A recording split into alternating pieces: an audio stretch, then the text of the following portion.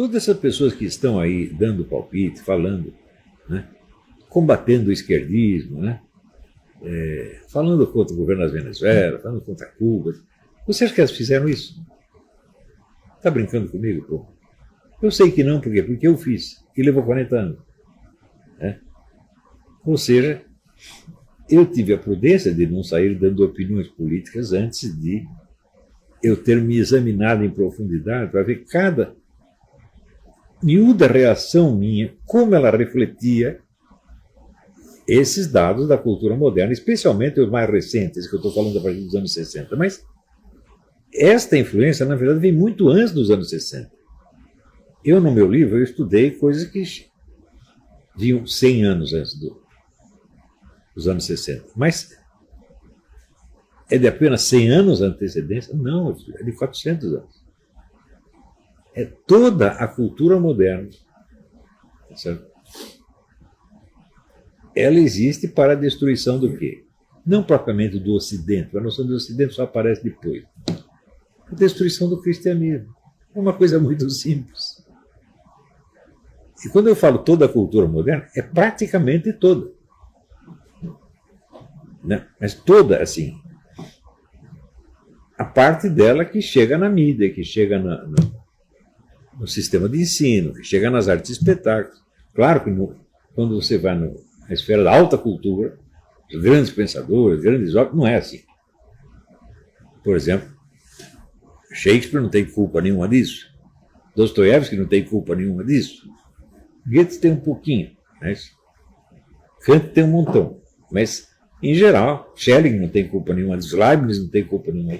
Então, a altíssima cultura está limpa. Mas a cultura que chega ao povão, sobretudo o povão universitário, por exemplo, não é o povão analfabeto, não é a empregadinha doméstica, não é o trabalhador braçal, não é disso que eu estou falando. Eu estou falando da massa popular estudantil. Ora, a massa estudantil é o que compõe, vamos dizer, o grosso dos movimentos ideológicos em toda parte. Quem é que sai fazendo quebra-quebra? Né? Por exemplo, quando teve aquela noite que os nazistas saíram quebrando as lojas dos judeus, tocando fogo e tudo, né? Foi velhinho que fez isso, é? Não, era todos os moleques de 17, 18 anos, fortão, não é isso? Velhinho não faz essas coisas. Não é isso? O pai de família também não faz essas coisas. Ele tem que trabalhar no dia seguinte, vai sair quebrando loja, para quê? Então, os movimentos ideológicos do século XX, grandes movimentos ideológicos violentos, nazismo, fascismo, comunismo, né? Anarquismo, tudo é coisa de jovem. E é justamente nessa fase da juventude que você vê manifestamente a incorporação da cultura moderna, do elemento, vamos dizer, anticristão, revolucionário, negativista da cultura moderna. Está tudo ali. Ora, esta cultura foi o que criou a sua mente, meu filho. Né? Eu me lembro uma vez, por exemplo, que eu falei que essa música tipo, se é rock mais violento, tal, fazia mal para as pessoas. Heavy metal fazia mal para as pessoas. O número de conservadores que ficaram revoltados comigo. Daí eu mostrei o livro daquele médico vietnamita que mora em Paris. Ele era instrutor de dança, né, além de médico. E ele foi vendo que o desempenho dos alunos dele ia piorando, e piorando, e piorando, piorando, piorando. E ele foi estudar o que estava acontecendo. E chegou com a música que está acabando com esses caras. Né? O livro foi publicado no Brasil depois. Esqueci aqueles nomes vietnamitas impronunciáveis. Mas a Vida Editorial publicou o livro. Né? É música, não sei o que, personalidade. Né? Eu recomendo altamente esse livro. Para você ver como essas coisas são importantes. Ou seja, o indivíduo não percebe que o estilo de música que ele está acostumado neutraliza as melhores opiniões políticas dele. Porque ele tem aquelas opiniões políticas no que diz respeito à política. Mas na vida inteira dele, ele está colaborando com o outro lado. Nas suas atitudes diárias, nas suas escolhas de roupa, de comida, de companhia, de tudo, tudo, tudo. Ele está do lado da revolução. E na hora de votar, ele escolhe um candidato conservador e ele espera ganhar a briga assim. Ora, O que eu estou dizendo para vocês, não fui eu o primeiro que percebeu. Quem primeiro percebeu isso claramente foi Stalin. O segundo foi Antônio Gramsci. Stalin criou a ofensiva cultural soviética nos anos 20. Ele entendeu que o principal era a atuação na cultura, não na propaganda política. Tanto que Stalin instruiu o Partido Comunista Americano no seguinte sentido: esqueça os proletários. Não adianta você ficar fazendo propaganda comunista para proletário. Você tem que ganhar a adesão de pessoas importantes, de formadores de opinião, de milionários, de juízes da Suprema Corte, de grandes intelectuais. Está entendendo? Das senhoras da sociedade. Essa aí que você tem que ganhar. E olha, isso provou que funciona. Se você ver como está os Estados Unidos hoje, não é isso? Os Estados Unidos está quase comunista já. Como aconteceu isso? O país mais anticomunista.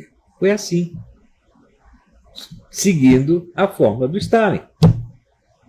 Não foi fazendo propaganda política, meu Deus do céu. Foi mudando valores, reações, atitudes, reflexos, etc., na base da sociedade. Entendeu?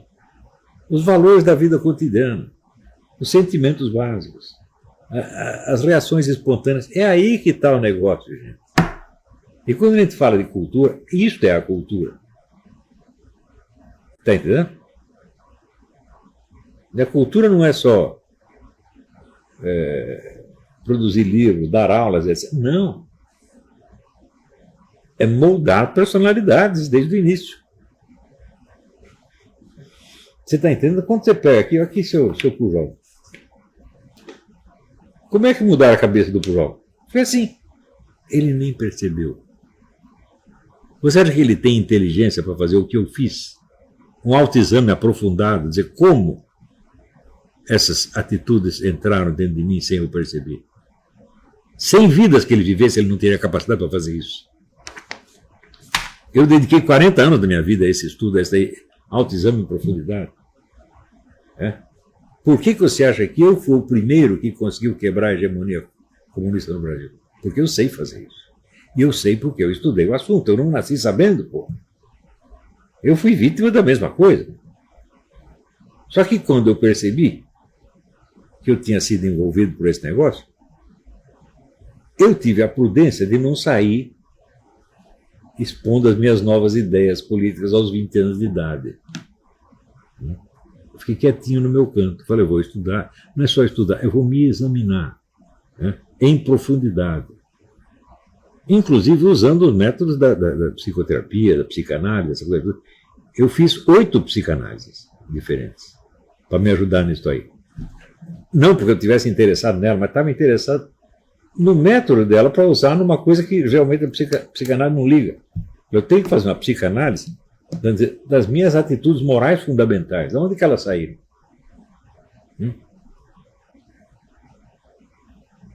Dá para você entender? Quando você ouve, tem gravações de discursos do Stalin, do Hitler, do Mussolini. Ouça isto. Quantas pessoas estavam ouvindo aquele besterol e acreditando e seguindo como se fosse a nova revelação? Você consegue imaginar o poder que esse cara tinha sobre a imaginação de milhões de pessoas? Esse cara não, esse cara. Isso graças aqui ao rádio. Por que eles podiam usar o rádio? Porque eles tinham a estação de rádio. Os outros não tinham. Dá para entender? Se um carinha disser, não, eu vou fazer uma estação de rádio para me opor a essa coisa, os caras descobrem a estação, vão lá, destroem a tua estação e prendem você. Ultimato.